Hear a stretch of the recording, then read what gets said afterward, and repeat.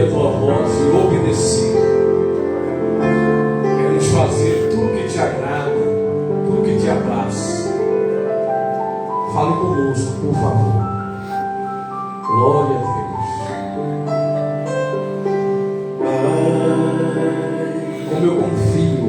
Como eu confio no teu amor. Pai, como eu confio no teu favor. Pai, o Senhor é Deus galardoador para aqueles que confiam.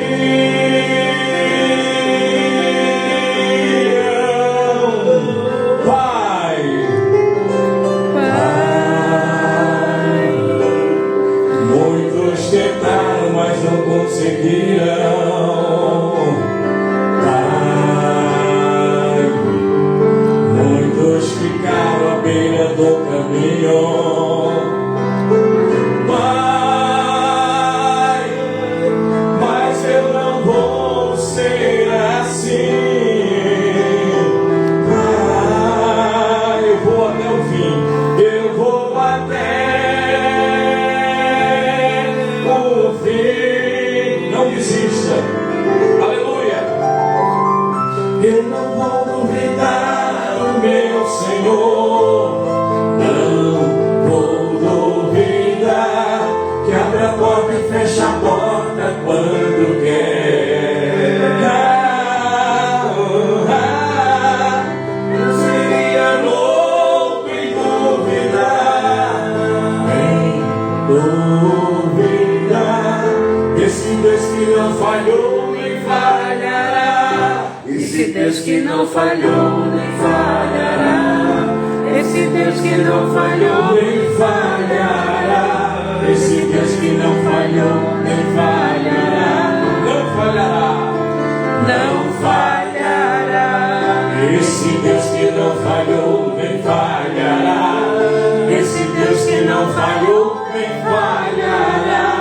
Esse Deus que não falhou nem falhará. Não falhará. Não falhará. Pai, muitos tentaram. Pai, muitos tentaram, mas não conseguiram. Pai, muitos ficaram à beira do caminho.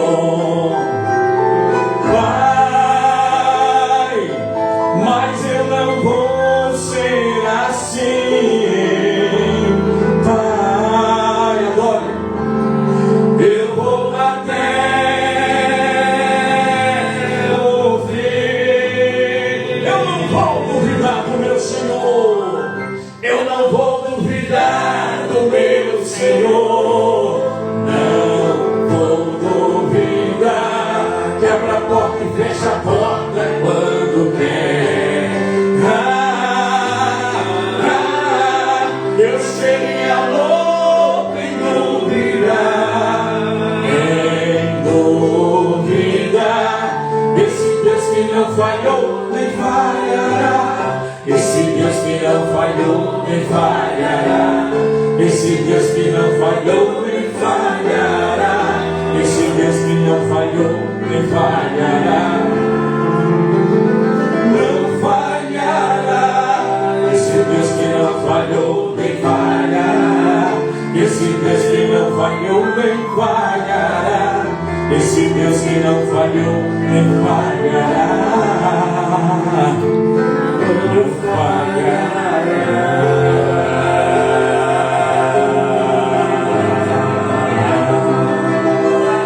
Aleluia.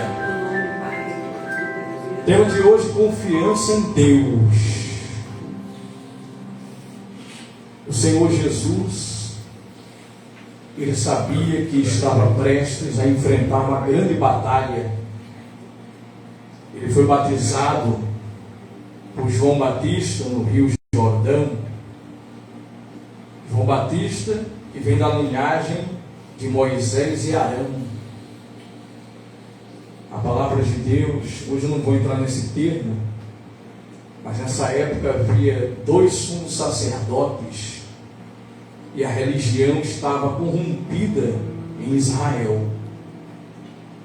Então virou politicagem, aonde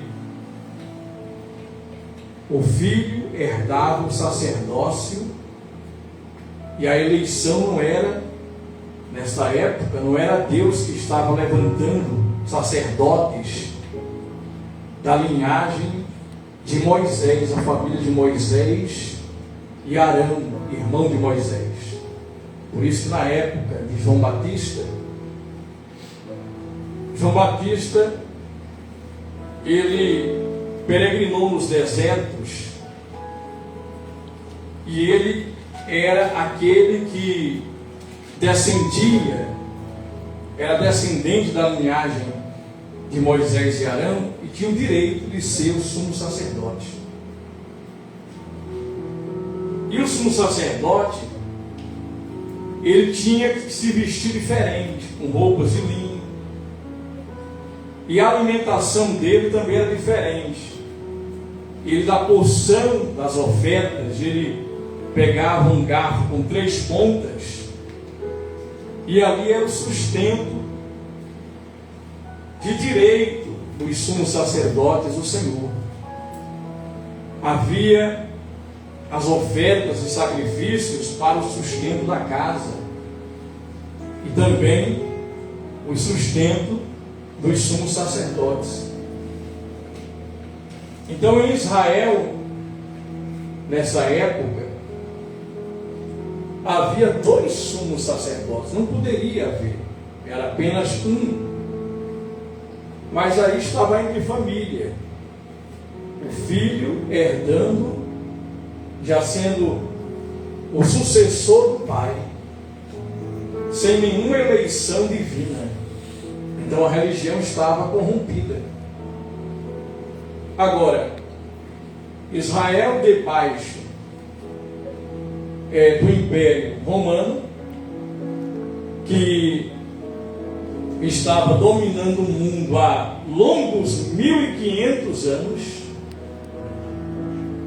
Então ali havia os gregos, havia os romanos, e Israel era um povo que pagava impostos altíssimos. E é por isso que havia rebeliões, havia o Barrabás, havia os zelotes. Inclusive, alguns discípulos eram de partidos que apoiavam o partido dos zelotes, que criavam revoluções, andavam armados. Os filhos do trovão, como João, não é? E Tiago e outros. Então havia um contexto político e religioso de corrupção, de abuso, e a religião junto à política falida, corrompida. Como João Batista, pelas linhas, pelos canais corretos de Deus, não assumiu como sumo sacerdote, João Batista é levado pelo Espírito ao deserto. E ele então, como não podia usar roupas de linho, porque o sacerdócio estava corrompido, e nem comer por direito a porção dada aos sacerdotes, ele então se alimentava de gafanhotos e mel silvestre e usava roupas de pelo, ou de pele, perdão, roupas de pele de animais. Então ele assumiu um sacerdócio, ele era um sacerdote de Deus, que não era reconhecido pela religião. Tem muitas pessoas dentro de igrejas preocupadas com placa de igreja ou reconhecimento de homens. Reconhecimento de homens, aprovação dos homens. O próprio Jesus, perguntaram a ele: aonde você estudou? Qual foi a escola dos rabinos? E Jesus disse: tudo que eu falo é o meu Pai que me manda falar. É a escola do Espírito Santo. Não é errado você estudar, fazer teologia, fazer um curso bíblico, mas você precisa depender. A igreja precisa voltar àquilo que Jesus em figura humana ensinou, aquilo que Jesus ensinou, aquilo que Deus, através de homens como João Batista, demonstraram a dependência total de Deus, uma vida de renúncia. Eles se tornaram sacrifícios vivos à terra, porque ele abriu mão, sendo descendente de Moisés e Arão, e viveu no deserto. E agora ele batiza Jesus. Alguém diz para ele: olha, tem jeito, o povo está tudo indo lá para o seu primo, que você batizou. Ele sabia que Jesus era o Cristo, e ele diz: importa que ele cresça e que eu diminua. Eu vim aqui com uma missão. Eu não quero o manto dos outros, eu quero o manto que Deus preparou para mim. Eu reconheço, eu honro a unção que eu honro, é a unção que eu recebo. Eu devo honrar as unções, os mantos dos homens e mulheres de Deus. Mas saiba que Deus tem um manto para você. Deus tem a autoridade do crente para você. Deus tem algo a fazer somente através de você. O que Deus tem para fazer através de você, não fará através de mim.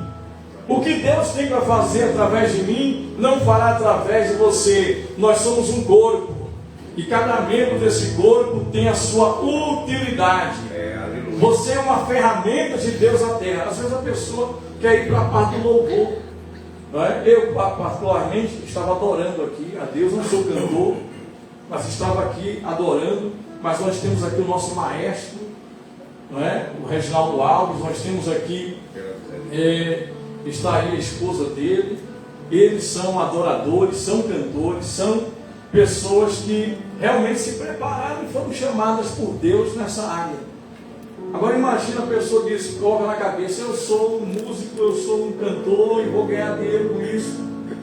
Ou eu vou sair do CLT, vou abrir minha empresa sem nenhuma chamada de Deus, sem nenhuma direção, sem nenhum preparo.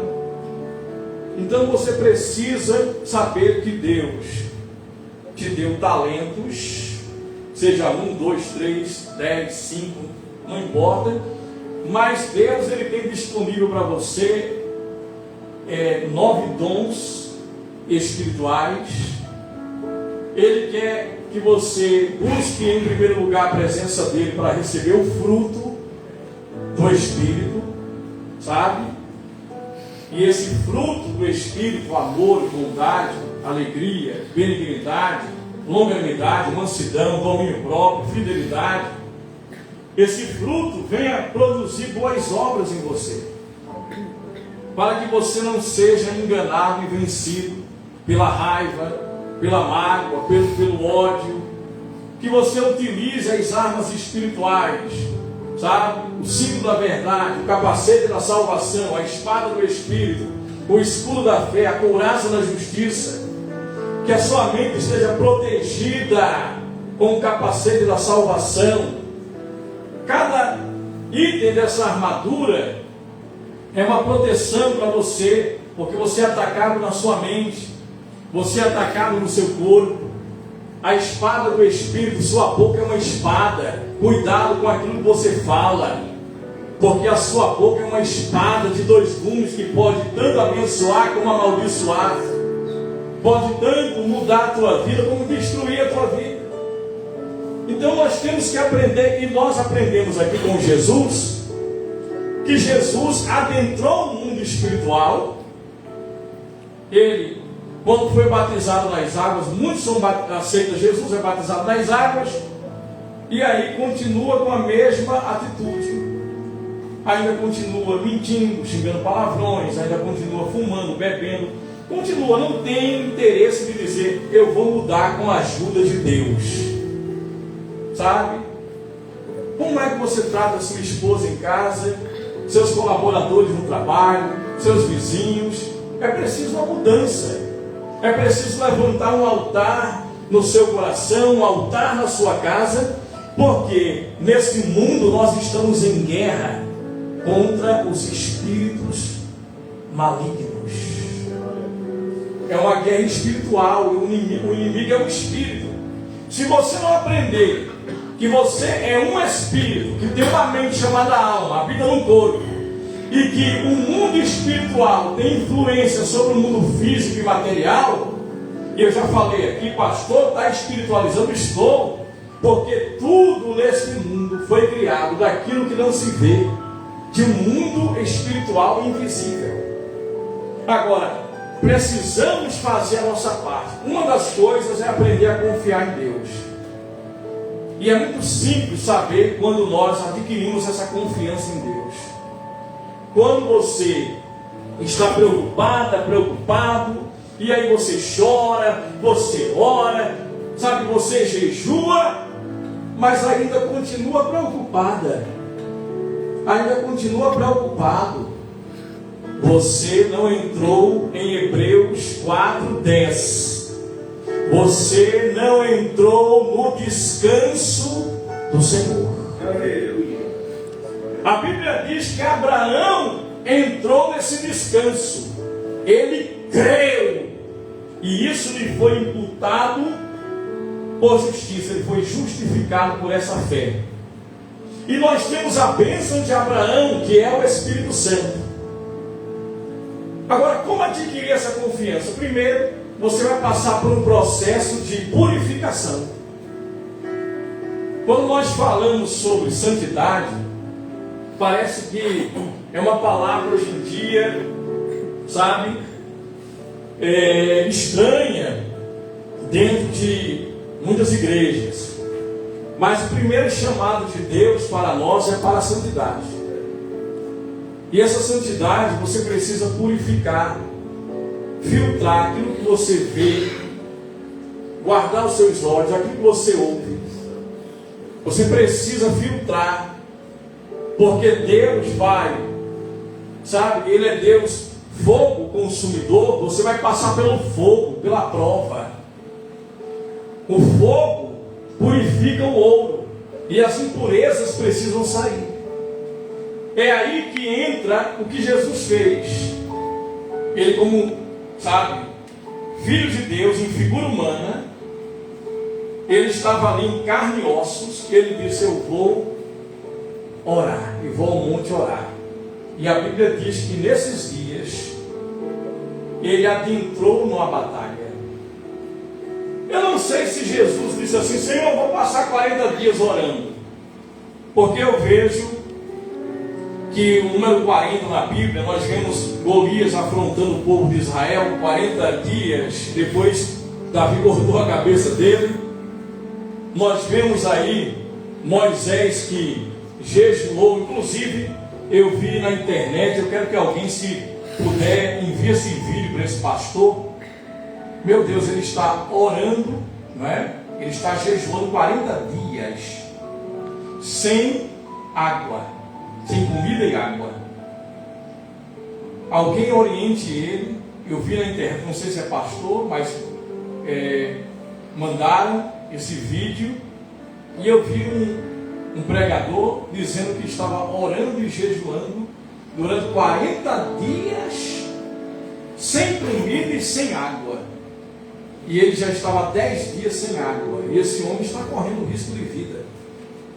Porque quando Moisés subiu ao monte, eu vou só entrar rapidinho nisso que eu lembrei agora. Quando Moisés subiu ao monte chamado por Deus, lá em Êxodo 32, 33, 34, Moisés foi inserido e escondido na glória de Deus.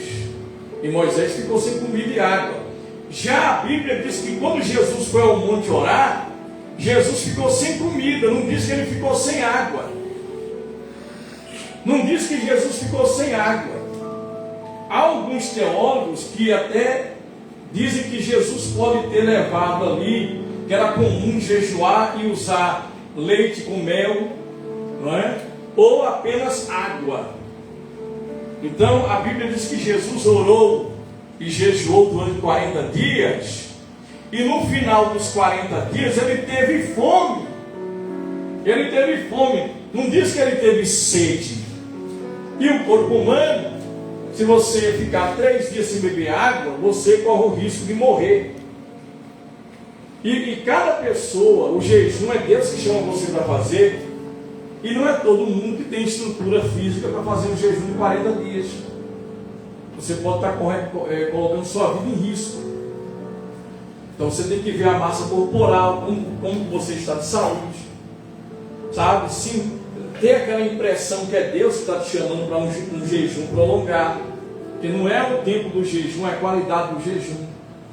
Derek Prince foi um homem que jejuou muito, e o jejum mais longo que ele fez na vida foi de 14 dias, que é um jejum bíblico, também de 14 dias, com água. Então, se alguém está vendo esse vídeo aí, viu esse vídeo aí na internet, está viralizando esse pregador que já disse que está mais de 10 dias sem água, sem comer, sem beber água, alguém avisa ele, a família dele, que ele está correndo um risco de vida muito grande. Então Jesus sabia que enfrentaria uma batalha espiritual. O que é que Jesus fez? Vamos lá. Lucas 4. Jesus, cheio do Espírito Santo, voltou do Jordão e foi guiado pelo mesmo Espírito no deserto. Jesus foi o quê? Guiado pelo Espírito Santo. Não foi nada da cabeça dele. Como é que eu ganho confiança em Deus? Quando eu ando no Espírito. Se você andar na carne, se você anda nas impurezas, no pecado, você sempre vai estar demasiadamente preocupado, com medo. Porque se faltar dinheiro, se faltar alguma coisa na sua vida, isso vai gerar uma preocupação excessiva. Mas quando você é guiado pelo Espírito, você vai ter momentos de preocupação. A preocupação vai ser leve, porque Jesus vai tomar isso. Tudo que vier sobre a sua vida, Jesus vai assumir o comando, porque você está andando no Espírito. Você está sendo guiado pela voz de Deus. É aí que entra a oração e o jejum. Seja o jejum de 6 horas, seja o jejum de 12 horas, seja o jejum de 24 horas com água, seja o jejum de 3 dias, seja o jejum de 14 dias e 40 dias, sabe? De acordo com a sua condição física e com o seu acordo com Deus, porque cada pessoa pode fazer um acordo. Senhor, eu vou jejuar, eu vou, sabe? Quando acordar, não vou comer nada, e vou almoçar bem, mas não vou jantar. Então esse vai ser o meu jejum, e vou ficar ali trabalhando, mas meditando na tua palavra. Vou ler um versículo, quando chegar à noite em casa no trabalho, eu vou orar, vou ler a palavra. E aí eu vou fazer isso, Senhor, 2 dias, 3 dias.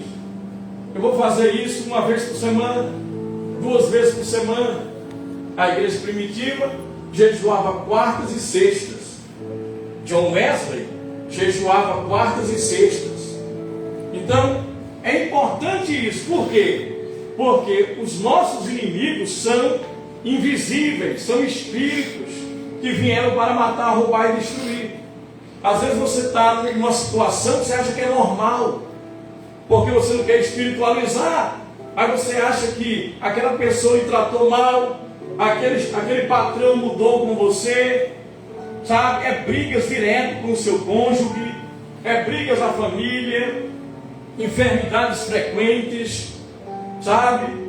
E você começa a perder coisas ali, o dinheiro não rende, dívidas começam a aparecer, você tem um sonho de casar, entra ano e sai ano, nada acontece, sempre decepção, e quando aparece alguém para conectar você ao pecado, então está na hora de você tomar uma decisão. Jesus, batizado nas águas, foi ao monte, foi orar, e por esses dias jejuou.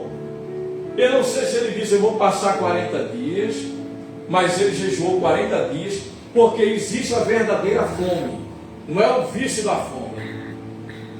Outrora os homens comiam quando tinham fome. Hoje você vai a alguns profissionais que mandam você comer de 3 em 3 horas. Mandam você comer de 3 em 3 horas. Mas outrora as pessoas, muitas delas, sabe, elas comiam quando tinham fome. Na década de 70, 50, sabe, nos anos 50, nos anos 60, 70, 80, 90, depois, meu filho, depois com esses, sabe, tudo aí industrializado, e você liga, chega na sua porta. Então, as pessoas hoje comem sem fome.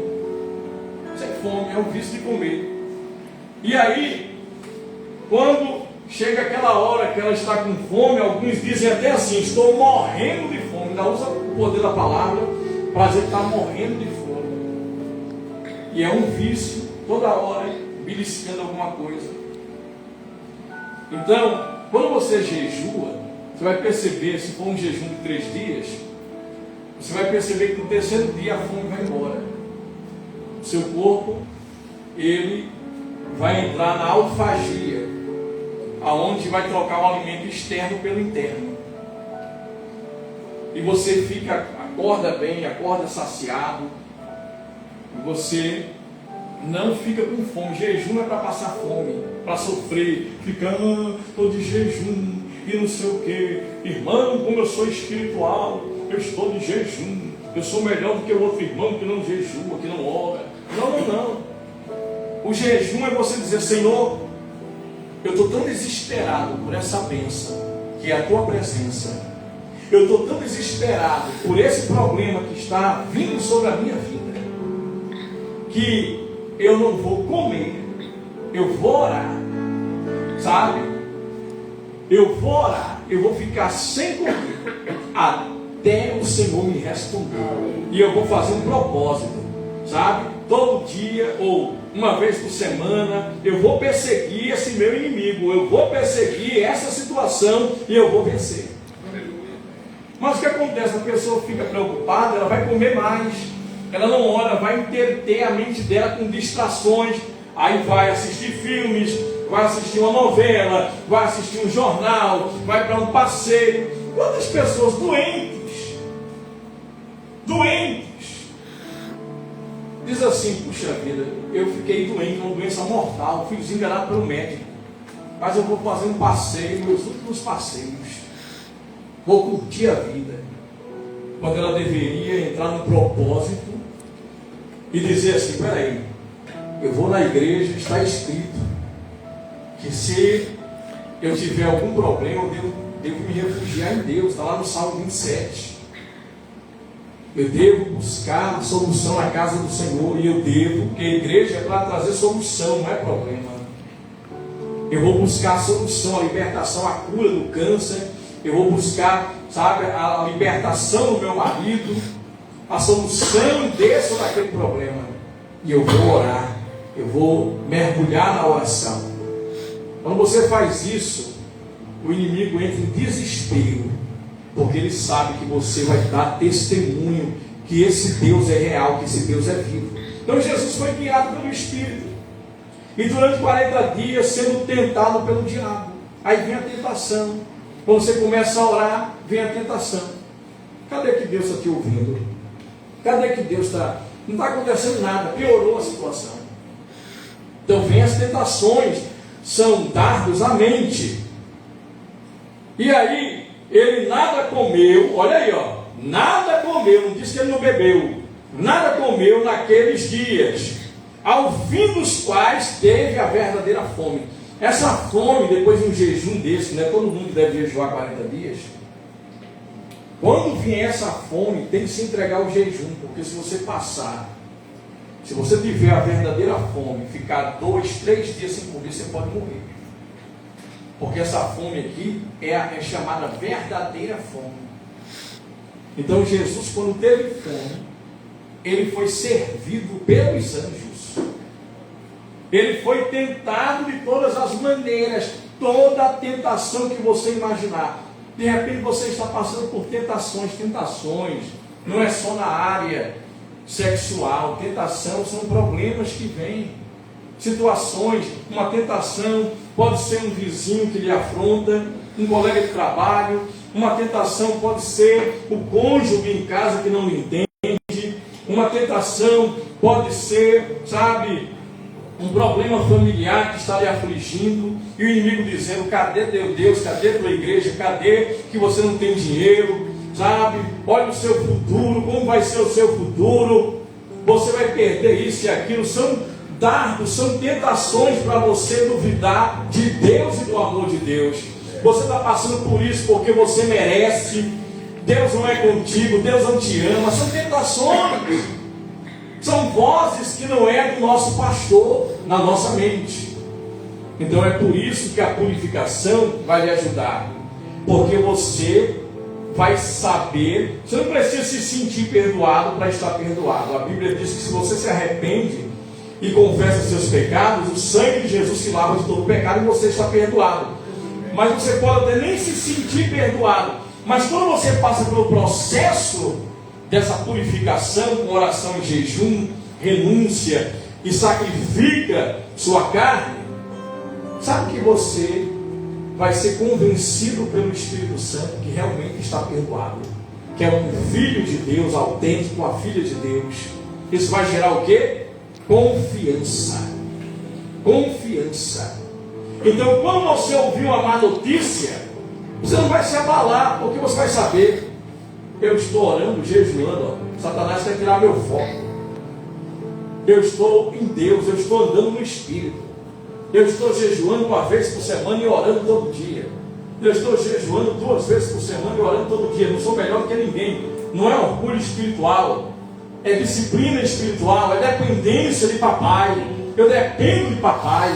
Amém? Não é para aparecer para alguém, é para ascender no céu. É para que o meu espírito esteja acima das minhas emoções, da minha alma e acima do meu corpo. Eu vou colocar minha alma no devido lugar dela. Eu vou colocar o meu corpo no devido lugar dele.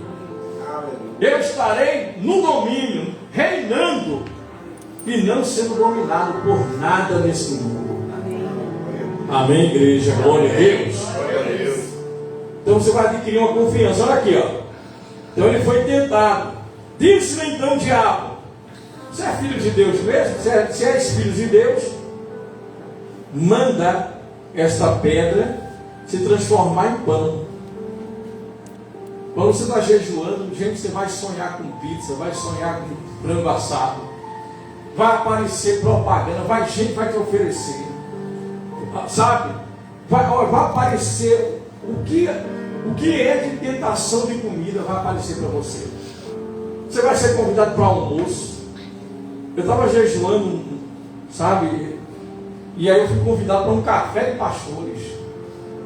E eu estava no período de jejum, todo mundo comendo. E eu estava ali no café da manhã, meu Deus do céu.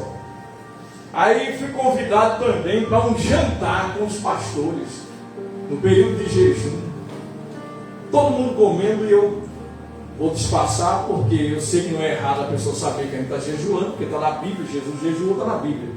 Mas eu não vou chegar, estou jejuando, estou em jejum. Não, a pessoa às vezes percebe, não tem como esconder. Mas o jejum, você não precisa dizer que está jejuando, nem se mostrar, estou jejuando, sabe?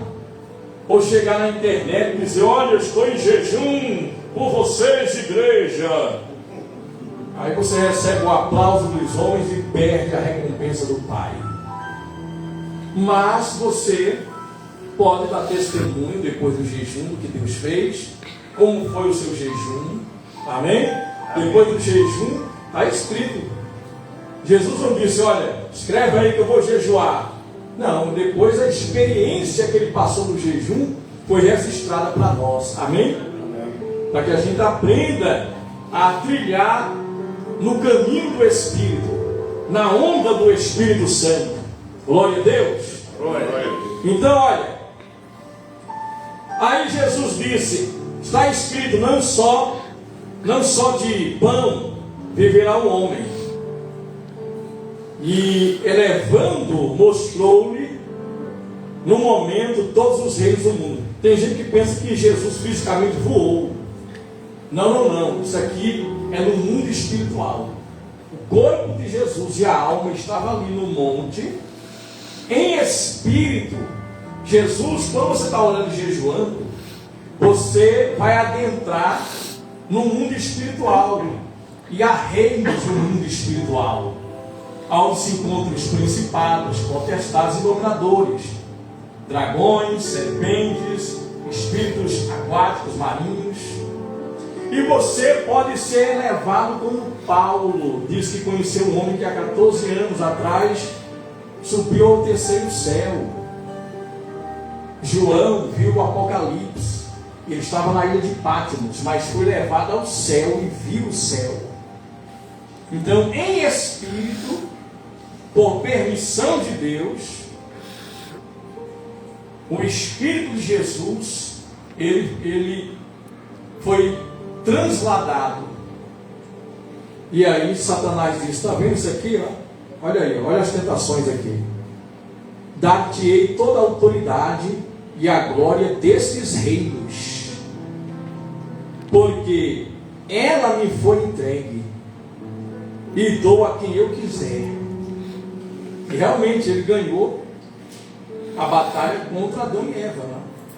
Então ele pegou as chaves aí desse mundo que Jesus tomou de volta quando venceu o pecado e a morte. E aqui diz: portanto, se prostrado me adorares, toda será tua. Mas Jesus lhe respondeu: está escrito, ao Senhor teu Deus adorarás, só a eles darás culto. Então o diabo o levou a Jerusalém e o colocou sobre o pináculo do templo. Se és filho de Deus, atira-te daqui abaixo, porque está escrito: aos seus anjos ordenará a teu respeito, para que te guardem. Veja que quantas pessoas são tentadas a: Deus não é contigo, você está sofrendo demais, tire sua vida. Se Deus é contigo mesmo, Ele não vai deixar você morrer. Toma esse veneno aí. Toma esse veneno. Se Deus tem plano ainda, tu vai ficar vivo. Tudo mentira. Só toma o veneno, acorda no inferno. Não é? Acorda no mundo dos mortos. Eu já ensinei aqui que a palavra inferno é um termo que nós usamos, mas o inferno vai ser inaugurado ainda, que é o lago de fogo. Então quem morre sem Jesus vai para o Sheol, o mundo dos mortos. E quem aceitou Jesus e morre, vai para o reino de Deus. E o anticristo, o falso profeta, Satanás e os seus demônios, e todos que não aceitaram Jesus, depois do juízo final, não é? Sendo julgados, vão para o inferno, que é o lago de fogo, que vai ser inaugurado pelo anticristo e o falso profeta, não é? Então, gente, olha que coisa. Então Jesus, ele foi levado, foi tentado nessa área. Se você é de Deus mesmo, por que Deus está te abençoando? Olha aí, deixando tua empresa nessa situação, deixando você sofrendo. Se mata, se joga daqui. Se você é filho de Deus mesmo, pula desse prédio, pula daquela montanha, porque está escrito, ainda usou a palavra distorcida, que ele vai mandar anjos para te amparar. Não está dizendo isso. Está dizendo que quando você caminha com Deus, Deus te livra das pedras do caminho. Não está mandando você se atirar de lugar nenhum, nem se arriscar. Amém, igreja? Glória a Deus. Amém, glória a Deus. Então, quando Pedro andou por sobre as águas, Pedro foi chamado por Deus. Jesus disse, ele disse: Senhor, se é o Senhor mesmo, manda eu ter por sobre as águas, vem. E tem gente que critica Pedro, rapaz, que Pedro afundou. Ô criatura, tu já andou por sobre as águas para criticar Pedro? Dá pelo menos um passo. Como é que o povo gosta de falar de quem cresce, de quem cresceu? Pedro, meu Deus, já andou por sobre as águas. Pedro flutuou, voou. Se ela afundou, meu Deus, quem nunca afundou?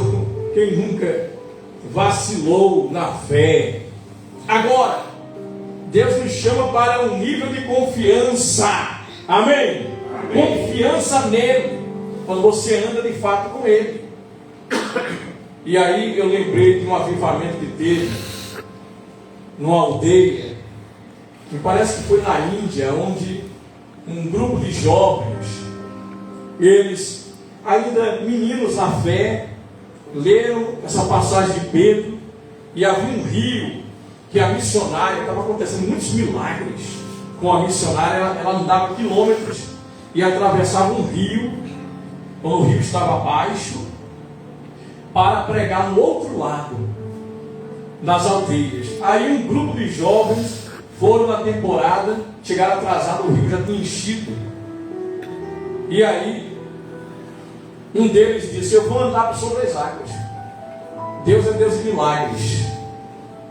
E aí 3 deles se arriscaram, os 3 morreram. E aí foi algo do diabo para parar a cruzada.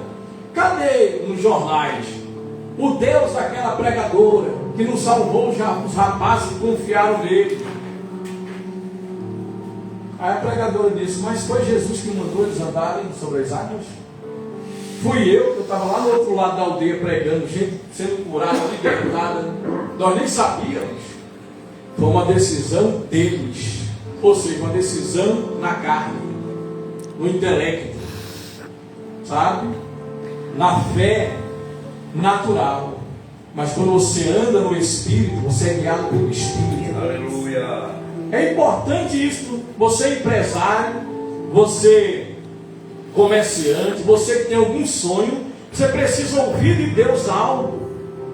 Para isso você precisa gastar tempo em oração e esperar em silêncio.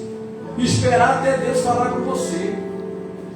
Deus fala mesmo e te dá direções e traz um tempo novo para você. E quando vem esse tempo novo, vem com aceleração para a sua vida.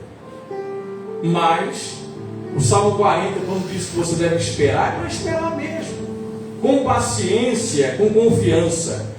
E aqui Jesus, ele diz: está escrito, aos seus anjos dará ordem. O inimigo está dizendo: a teu respeito para que te guardem, eles te sustentarão nas suas mãos para não tropeçares em alguma pedra. Jesus respondeu: dito está, não tentarás o Senhor teu Deus. Passado os problemas, as tentações, olha quando passa os problemas, quando você vence, passadas as tentações, não é? De toda sorte, olha aí, tentações de toda sorte, apartou-se dele o diabo até o momento oportuno. Satanás se aparta, mas ele fica de longe esperando uma oportunidade que você está preocupada, sem confiança, preocupado com o amanhã, triste ou irritado. Então, versículo 14, para encerrar, Jesus, primeiro ele foi cheio do Espírito Santo, mas agora, então Jesus, diga no poder, diga, Jesus subiu ao monte, cheio da presença, cheio do Espírito Santo. Mas quando ele venceu as tentações,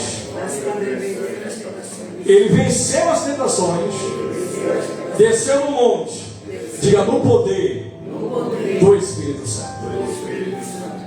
Meu amigo, minha irmã, agora ele está revestido do poder. E aí nós sabemos o que Deus fez em 3 anos e meio no ministério de Jesus. Amém, igreja? Amém. Confiança. Adquira confiança em Deus. Adquira. O Salmo 9:10, eu vou ler alguns versículos para ficar no seu coração. Os que conhecem o teu nome confiam em ti, pois tu, Senhor, jamais abandonas os que te buscam. Olha aí, gente. O Senhor jamais abandona. Salmo 20, no verso 7. Alguns confiam em carros e outros em cavalos, mas nós confiamos no nome do Senhor, o nosso Deus. Aleluia. Eles vacilam e caem, mas nós nos erguemos e estamos firmes. Aleluia. Aleluia. Salmo 40, verso 4. Como é feliz a pessoa que põe no Senhor a sua confiança e não anda atrás dos orgulhosos, dos que se afastam para seguir deuses falsos. Salmo 13, verso 5. Eu, porém, confio em teu amor. Gente, confia no amor de Deus. Deus te ama, Deus é seu Pai. Eu confio no teu amor. O meu coração se alegra na tua salvação. Receba essa palavra.